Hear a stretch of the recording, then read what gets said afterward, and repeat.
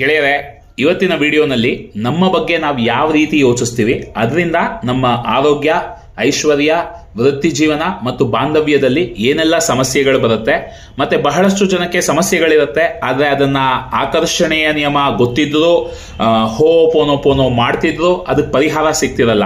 ಇದಕ್ಕೆ ಏನು ಕಾರಣ ಅನ್ನೋದ್ರ ಬಗ್ಗೆ ಒಂದು ಅದ್ಭುತವಾದ ವಿಡಿಯೋನಲ್ಲಿ ನಾನು ತಿಳಿಸಿದ್ದೀನಿ. ಆಕ್ಚುಲಿ ನನ್ನ ಆಫೀಸ್ನಲ್ಲಿ ನೀವು ನೋಡಿದ್ರೆ ಈಗ ರಾಜ್ಕುಮಾರ್ ಅವರ ಫೋಟೋ ಆಗಲಿ, ರಜನಿಕಾಂತ್ ಅವರ ಫೋಟೋ ಆಗಲಿ, ಅಥವಾ ಇನ್ನೂ ದೊಡ್ಡ ದೊಡ್ಡ ಡೈರೆಕ್ಟರ್ ಫೋಟೋಗಳೆಲ್ಲ ಏನಿತ್ತು ಅದನ್ನು ತೆಗೆದು ಈಗ ನಾನು ನನ್ನ ಫೋಟೋಗಳನ್ನ ಹಾಕೊಂಡಿದ್ದೀನಿ. ಏನಕ್ಕೆ?